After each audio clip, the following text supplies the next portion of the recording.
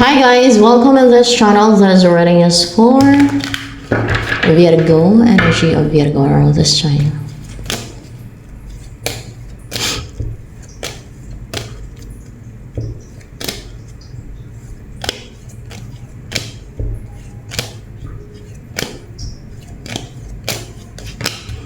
You are broken every chain.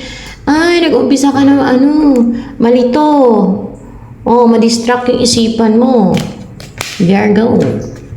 Ay, restricted ka. Parang may nang-control sa'yo, parang pinipilit ka niya, pinapasunod sa will niya, wala kang magawa. Na yung nasa isip mo, lies and deception, and syempre illusion, kumbaga, will niya yon, hindi mo will. Tinanggalan ka niya ng will, the 8 of Wands, tapos nalilito ka, distracted yung isip mo. Magaan yung loob mo sa kanya na parang feeling at home ka, ang lapit ng loob mo sa kanya. So possible yun na yung pwedeng yan na yung tawag dyan, yan na yung nang restrict sa'yo, pwedeng ganun. Or kaya ay kung iba man ay kasi syempre under ka sa control So maaaring yan ang nang-control sa'yo kung sino yung magaan yung loob mo sa kanya. Yan ang nang-restrict sa'yo, hindi sa panira, pero obserbahan nyo na lang, no? At naka-restrict ka kasi, wala kang magawa. Under ka sa control niya. So kung sino yung nasa isip mo ngayon na dinodominate niya yung isip mo, nakukontrol ka niya, na manipulate niya yung isip mo, parang ang lapit-lapit ang loob mo sa kanya na yan, possible yun na yun. Possible kasi sinundan ng 6 of Cups, no? At may 8 of Swords dito and sinundan ng 6 of Cups. So, pakaramdaman nyo na lang din. Yan. Kung gusto nyo naman na maganang loob nyo sa kanya, nasa inyo na yun. Ito ay binabasa ko lang naman yung energy dito.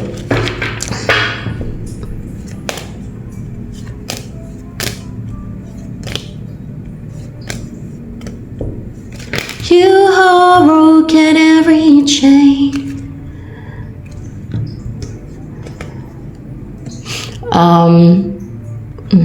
Pa-music na may mga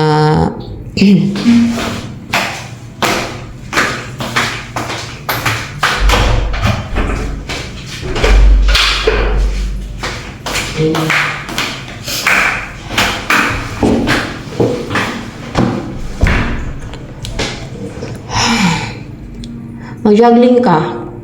Para bang maka-experience ka ng hindi ka makapag-decide. Siguro, kasi nga nalilito ka Natural, mag-juggling ka para mag-hold back, mag-juggling. Hindi ka makagawa ng desisyon, mahirapan ka mag-decide, or makontrol ka, ma-dominate ka, para mapasunod ka sa, yun na nga paano kasi naka-restrict ka pati. So, paano ka makalaban,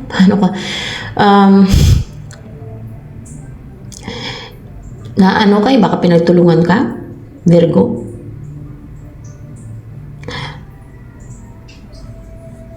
May nang-o-oppress sa'yo at nagiging submissive ka. Maging submissive ka dyan. Para ba makontrol ka, no? Parang papayag ka na lang na pigilan ka, kontrolin ka. Kasi wala kang magawa. Kasi naka-restrict ka pati na dominahin yung isip mo, kontrolin ka, pigilan ka. Yan. And merong new beginning o pwede ding, let's see.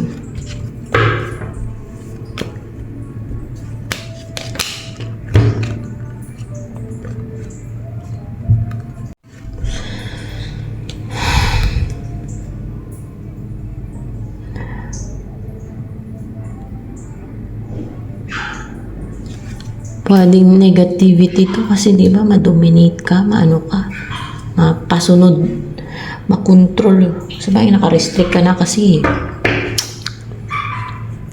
Kaya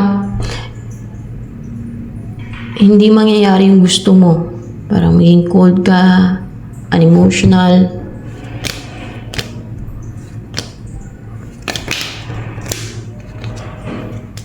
That's a new beginning A new cycle, a new beginning na hindi yung gusto mo ang masusunod. Kasi di ba, madumi ka, makontrol ka, ang pangit, no? Pangit ng lumalabas, no?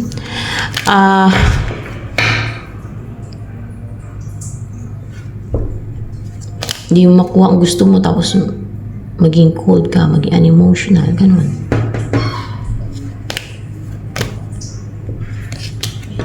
Ito ang gusto mo, Virgo, eh. Yung mag-effort, or tuloy-tuloy yung trabaho mo, tuloy-tuloy yung relationship, effort, communication, or anything na tuloy-tuloy na pwedeng connection nyo, or yung pag-effort mo sa person mo, or kung ano may ginagawa mo, pinagabisihan mo, or kaya yung kumita ka ng pera, pwedeng ganun.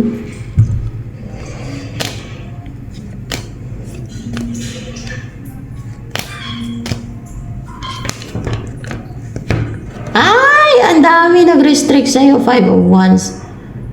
Kaaway. Or kung hindi man madami, basta kaaway ito. Na cold and emotional. Yan.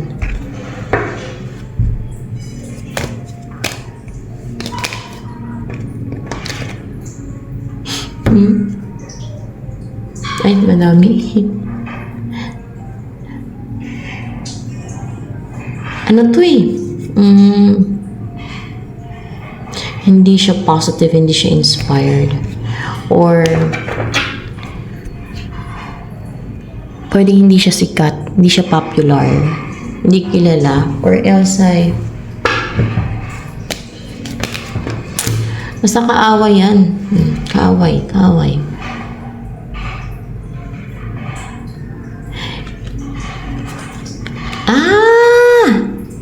Ano siya, guys? Yung hindi kompleto ang tools niya. Pwedeng walang kapangyarihan. Kung niwala ka sa kapangyarihan, wala siyang kapangyarihan. Yan. Or kaya ay hindi niya nagagamit yung kahit yung itim na kapangyarihan nila.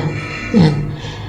Pero na-restrict ka niya. Siguro pina-restrict ka niya o pina-restrict ka nila sa, alam niyo, nautusan nila ng mga evil forces. Lalo na kung ang yan ay alagad ng devil, no? O alagad ng demonyo yan. Mga yan. Maring madami sila, 5 of Wands, or kaya ay isa lang.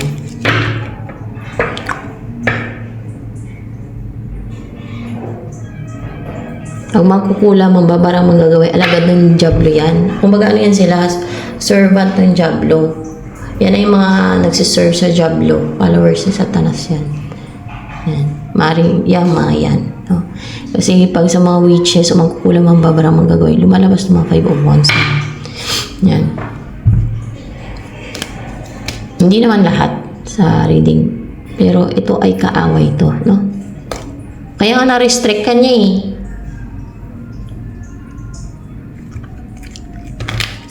Victim ka ngayon, wala kang magawa. Nahirapan ka. Tama ba? Nahirapan ka ngayon. Tapos, para bang naging mahina na.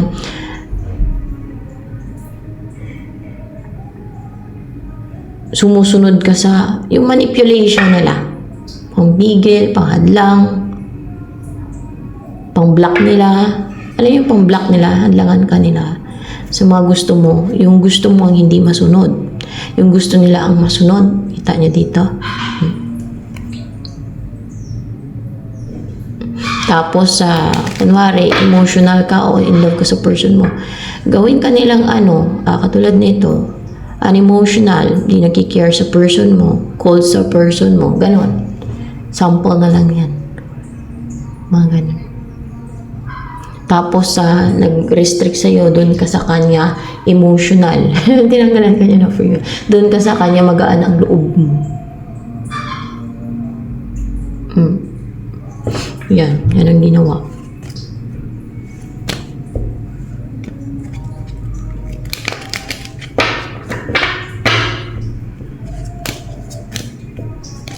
Ngayon, tingnan natin, Virgo.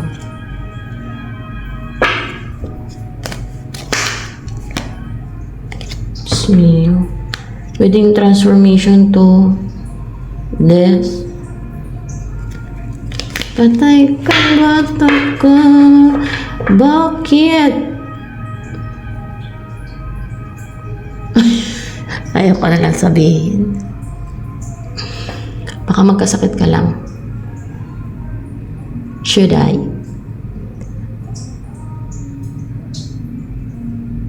Kawawa ka naman. Dahil sa hindi dahil sa kasakiman ng restrict sa'yo.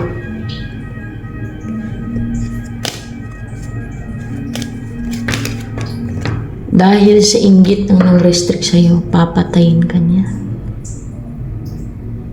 Ang pangit.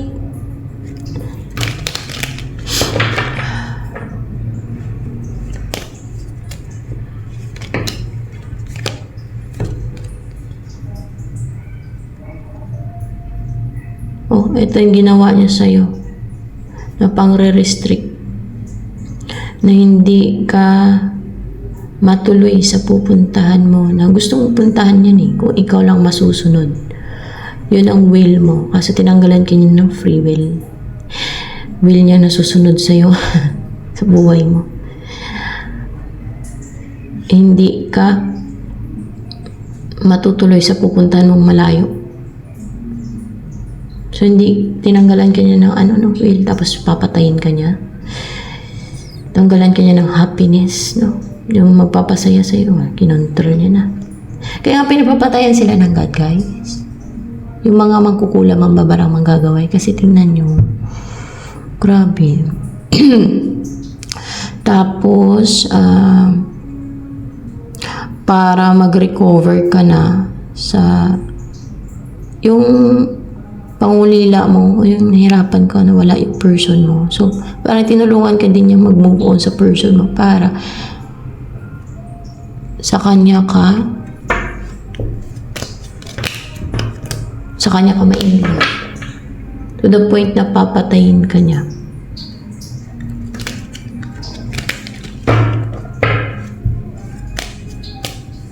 Ang dahilan kung bakit papatayin ka niya. Dahil hindi nangyayari ata yung gusto niya. Hindi kanya mapilit sa gusto niya. Alam mo, pasunurin ka niya sa gusto niya na ayaw. Nabubuo kayo ng pamilya. Yan, dahil ayaw mo daw, nabubuo kayo ng pamilya, kahit anong gawa niya sa inyong witchcraft ang re-restrict, papatayin ka niya. Kaya hindi kayo nakakabuo ng pamilya, hindi nasusunod ang gusto niya, or dahil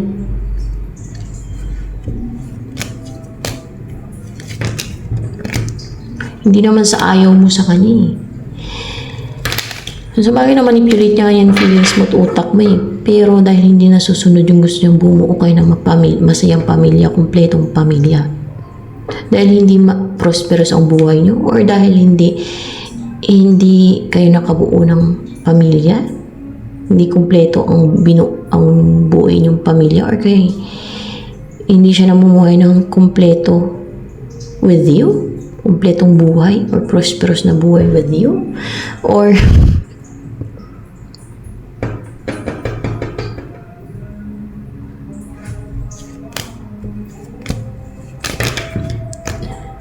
hindi dahil hindi mo siya binibigyan ng pera. Kasi pera related sa pera or stuff.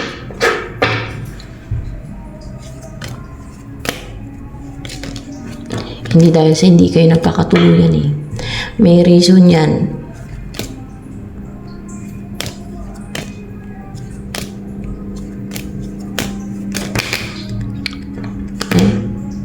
Hindi dahil sa hindi mo siya gustong asawain.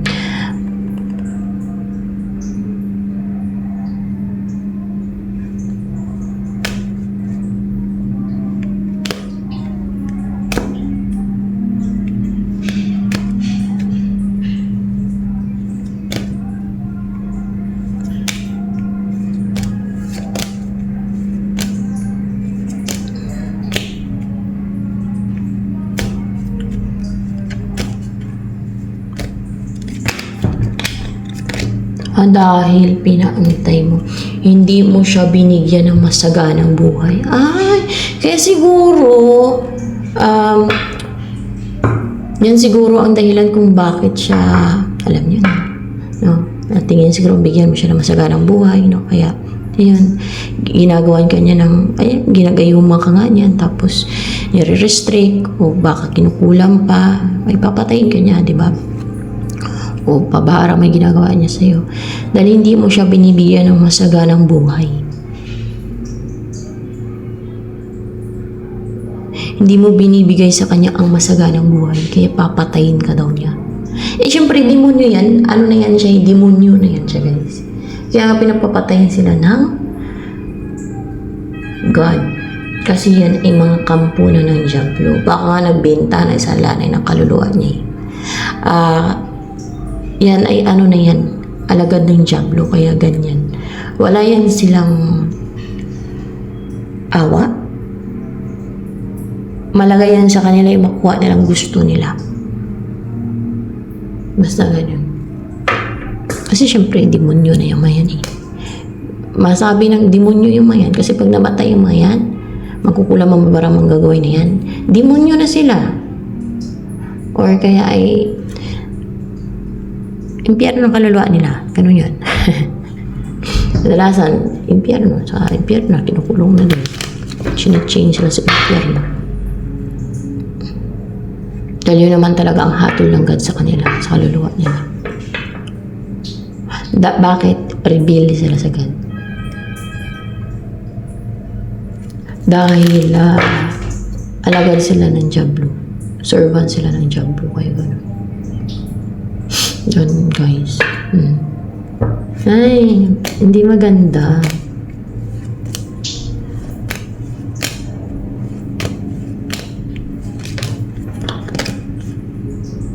Hindi ka naman agad mamatay. Baka pwede ka pang mabuhay. Pangit, no? Cut ko kaya to.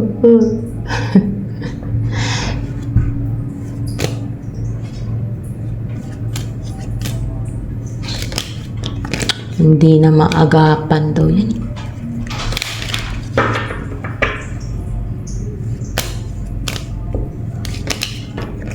May mga sakit ka na. Grabe. Kung sabagay, Virgo, buhay dito sa mundo, pansamantala lang buhay dito sa mundo.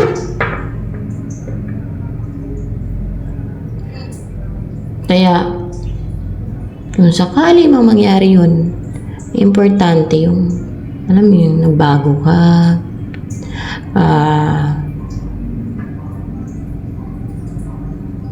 side ka ng Diyos, di ba?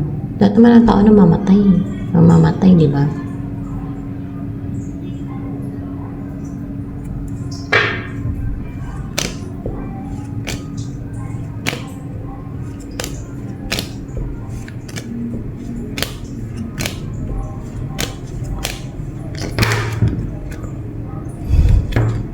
Papatay sa'yo, lover mo.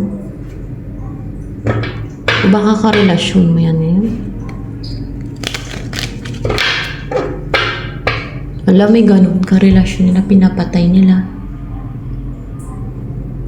Tapos may iba kapatid nila, no? Pinapatay nila ng gamit yung witchcraft. Pamilya nila, nagagawa nila.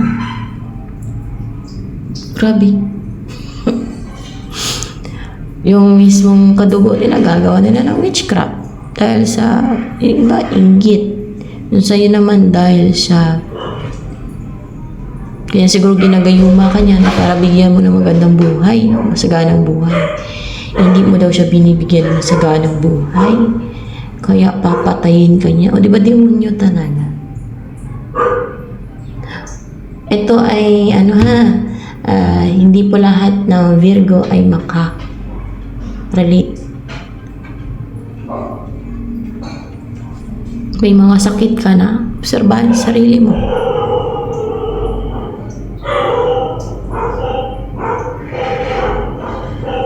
Lalo na naka-restrict ka pati.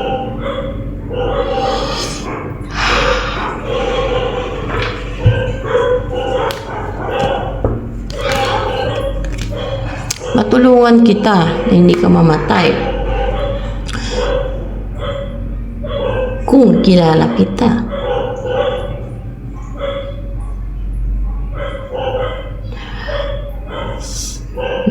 Basic clarification. Basic clarification na. Comment down below. Magpakilala ka kung ano yung pangalan mo. Kung puro ka na sakit. At baka matulungan kita. Kung sino man dyan ang tingin nila na sa kanilang reading. Yung tunay mong pangalan. Baka lang ha. Yan. Yung tunay mong pangalan, Virgo. Puro ka na sakit. Madami kasing salbahe dito sa mundo. Bakit kita matulungan? Ayaw lang maniwala ng iba sa sinasabi ko kung ano yung sinabi at pinakita sa akin ng God na Jesus Christ. Sa panaginip ko, hindi lang naman isang beses, kahit itong bata pa ako eh. Pero iba-iba siya. Mga sinasabi nila sa akin, pinakita nila sa akin. Mismong God ha. Hindi demonyo ha. Mismo Jesus Christ. Binautismuhan pa nga ako ni Jesus Christ. Sabi niya, panahon na. Tapos binautismuhan niya ako. At naging dove ako. Kaya nasa inyo na yan. Kung maniwala kayo, hindi naman kailangan ng talaga, paniwalahan niyo yung sarili niyo. Kumbaga, yan ay para assurance lang na ako ay nasa side ng Diyos. Hindi ako yung taong mapang take advantage. Guys, kagaya ng mga evil, matulungin pa nga ako. No? Basta hindi nyo lang ako pinakulam. Hindi nyo lang ako ginawa ng black magic, barang kulam. Kasi, alam ko yung naghahari sa mga taong gumagawa ng mga ganyan eh. Yung mga gumawa nun sa akin, mga nagkulam sa akin. Kadalasan sa mga yun, karamihan sa mga yun, umiiral yung greediness. Umiiral yung inggit, no?